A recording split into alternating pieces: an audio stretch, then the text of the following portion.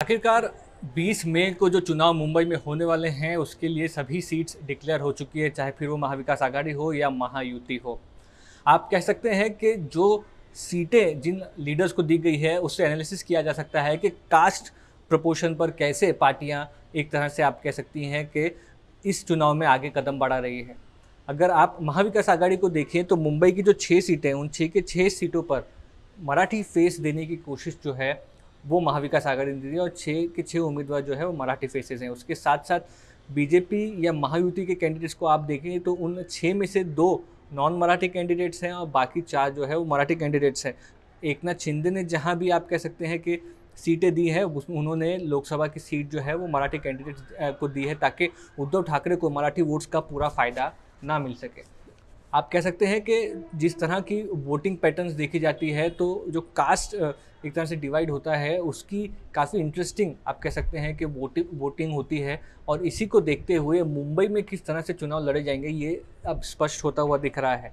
अगर मुंबई की 6 सीटों की आप बात करें तो जो साउथ मुंबई की सीट है जिस पर शिवसेना यूबीटी के MP Arvind Sawant sitting MP हैं तो उनके सामने जो बायखला की एमएलए है यामिनी यादव उनको अब सीट दे दी गई है। Marathi versus Marathi, Shiv Sena versus Shiv Sena face है साउथ मुंबई में ये लड़त देखने के लिए आपको मिलने वाली है। साउथ सेंट्रल की अगर आप बात करें तो अनिल देसाई है शिवसेना यूबीटी के कैंडिडेट और वहाँ के सिटिंग एमपी एकनाथ शिंदे के साथ है, शिवसेना के साथ हैं, वो है Rahul Shiwale. Again Marathi versus Marathi fight यहाँ पर देखने के मिलेगी शिवसेना वर्सेस शिवसेना में।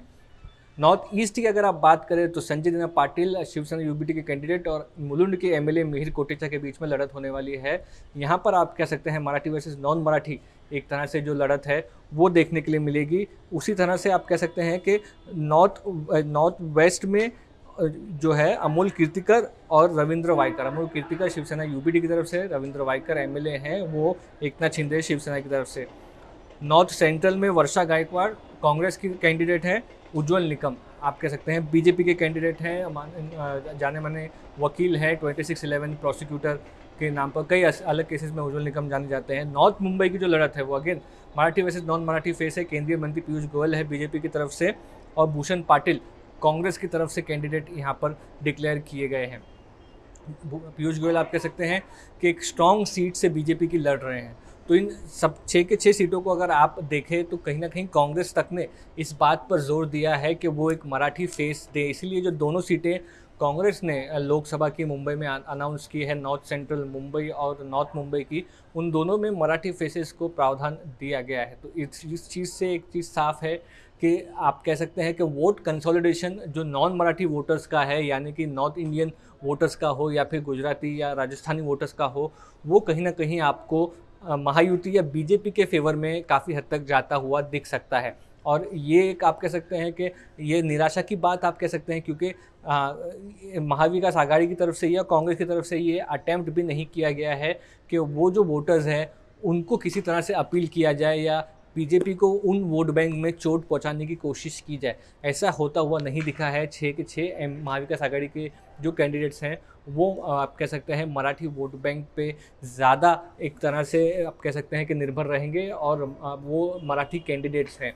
और मुस्लिम मतदाताओं के बारे में कहा जा रहा है कि वो लोग एमवीए की तरफ या ज़्यादातर शिवसेना यूपी की तरफ वो लोग वोट करेंगे। ये वोटिंग पैटर्न लोकल लेवल पर चेंज होता है क्या, ये देखना बहुत इंटरेस्टिंग रहेगा।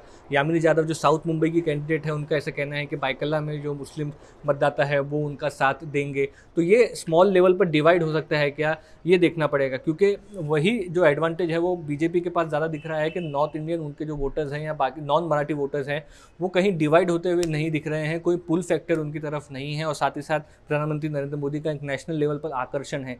तो ये एक तरह से मुंबई के लिए क्या डिसाइडिंग फैक्टर बन सकता है, ये जिस तरह की जो कास्ट कॉम्बिनेशन हम आपको बता रहे हैं वो क्या एक तरह से बीजेपी के हित में डिसाइडिंग फैक्टर बनेंगे, ये एक बड़ा सवाल उठता हुआ दिख रहा है। वहीं पर उद्धव ठाकरे बहुत भारी पैमाने पर जो मुंबई के मराठी मतदाता है उन पर निर्भर होते हुए दिख रहे हैं, लेकिन उसमें आप कह सकते हैं कि एकनाथ शिंदे वोट डिवाइड करेंगे। राज ठाकरे ने भूमिका दी है अनकंडीशनल सपोर्ट की महायुति को, कुछ वोट्स वहाँ पर भी डिवाइड हो सकते हैं। तो वो अकेले आप कह सकते हैं कि शिवसेना यूबीटी का एक वोट बैंक है स्ट्रॉन्ग, ऐसा इस अभी तक तो नहीं माना जा सकता है।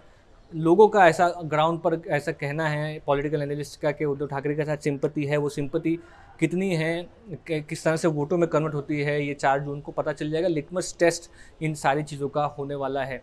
आप कह सकते हैं कि सीएम एकनाथ शिंदे जो हैं वो भी मुंबई में काफ़ी ज़्यादा मेहनत करते हुए नज़र आ रहे हैं। उन्होंने एक्टर गोविंदा को भी लिया, कैंपेनिंग उनसे महाराष्ट्र भर में करवाई है। फिलहाल महायुति में भी लगभग सीट का जो सीट शेयरिंग है वो फाइनल हो चुकी है। 15 सीटें एकनाथ शिंदे महायुति जो है वो एक उसमें लड़ने वाली है 15 सीटें। तो एक बड़ा अचीवमेंट ये भी माना जा रहा है कि नासिक की सीट मिली है एकनाथ शिंदे को, साथ ही साथ ठाणे में उनके बेटे को, आप कह सकते हैं कल्याण में उनके बेटे श्रीकांत शिंदे को मिली है और नरेश मस्के को ठाणे में मिली है। एडजॉइनिंग सीटें ये दोनों ही सीट है। तो एकनाथ शिंदे सीट लेने में कामयाब हो गए हैं। विनिंग फैक्टर क्या होगा ये देखना ज़रूरी है, क्योंकि महाराष्ट्र में जो चुनाव देखने के लिए मिल रहा है वहाँ पर ऐसा लग रहा है कि चाहे फिर वो बारामती हो, सोलापुर हो, माडा हो, मुंबई की सीटें हो, कि ऐसा नहीं है कि सिर्फ़ और सिर्फ जो नेशनल लेवल के एजेंडाज़ हैं वो लोकसभा इलेक्शन में चल रहे हैं। लोकल जो चीज़ें हैं वो भी लोगों को काफ़ी इम्पैक्ट करती हुई दिख रही है। ये बात और है कि वो तो रिज़ल्ट के बाद ही पता चलेगा कि ये जो चीज़ें इम्पैक्ट करती हुई लोगों को दिख रही थी क्या उन चीज़ों ने सच में इम्पैक्ट किया है। ये एक बड़ा सवाल आप कह सकते हैं कि लोगों के सामने रहेगा। लेकिन आप सीधे तौर पर मुंबई की अगर आप बात करें, 6 सीटों की अगर आप बात करें, जो कास्ट कॉम्बिनेशन हमने आपको बताया उसकी अगर आप बात करें, तो इस वक्त ऐसा लग रहा है कि मराठी वोट्स जो हैं वो अगर कैंडिडेट्स को देखें तो डिवाइड होते हुए दिख रहे हैं। वहीं पर नॉन मराठी वोट्स जो हैं वो एक तरफा आप कह सकते हैं कि क्या महायुति के पास जाएंगे क्या, ये एक बड़ा सवाल उठा नज़र आ रहा है। मुस्तफ़ा शेख, चुनाव आज तक।